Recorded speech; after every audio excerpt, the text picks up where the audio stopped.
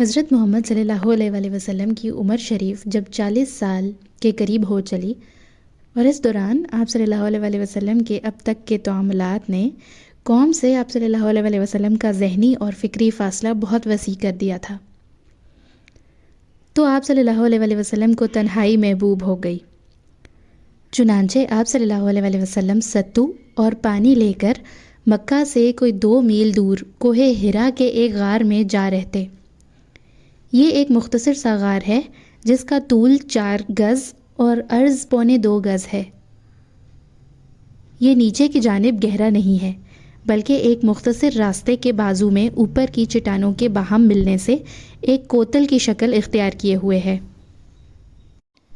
آپ صلی اللہ علیہ وآلہ وسلم جب یہاں تشریف لے جاتے تو حضرت خدیجہ رضی اللہ تعالیٰ عنہ بھی آپ صلی اللہ علیہ وآلہ وسلم کے ہمراہ جاتیں اور قریب ہی کسی جگہ موجود رہتیں۔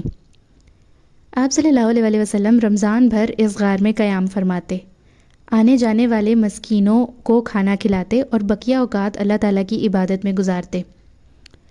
کائنات کے مشاہد اور اس کے پیچھے کار فرما قدرت نادرہ پر غور فرماتے۔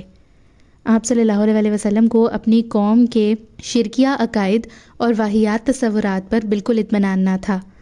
لیکن آپ صلی اللہ علیہ وآلہ وسلم کے سامنے کوئی واضح راستہ، معین طریقہ اور کوئی ایسی راہ نہ تھی جس پر آپ صلی اللہ علیہ وآلہ وسلم اطمینان و انشراح قلب کے ساتھ رواں دواں ہو سکتے۔ نبی صلی اللہ علیہ وآلہ وسلم کی یہ تنہائی پسندی بھی در حقیقت اللہ تعالیٰ کی تدبیر کا ایک حصہ تھی۔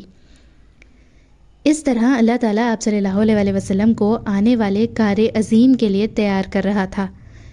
در حقیقت جس روح کے لیے بھی یہ مقدر ہو کہ وہ انسانی زندگی کے حقائق پر اثر انداز ہو کر ان کا رخ بدل ڈالے،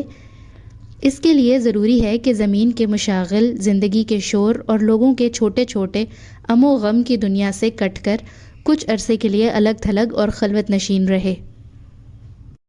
ٹھیک اسی سنت کے مطابق جب اللہ تعالیٰ نے محمد صلی اللہ علیہ وآلہ وسلم کو امانت کبریٰ کا بوجھ اٹھانے، روئے زمین کو بدلنے اور خط تاریخ کو موڑنے کے لیے تیار کرنا چاہا تو رسالت کی ذمہ داری عائد کرنے سے 3 سال پہلے آپ صلی اللہ علیہ وآلہ وسلم کے لیے خلوت نشینی مقدر کر دی۔ آپ صلی اللہ علیہ وآلہ وسلم اس خلوت میں 1 ماہ تک کائنات کی آزاد روح کے ساتھ ہم سفر رہتے اور اس وجود کے پیچھے چھپے ہوئے غیب کے اندر تدبر فرماتے۔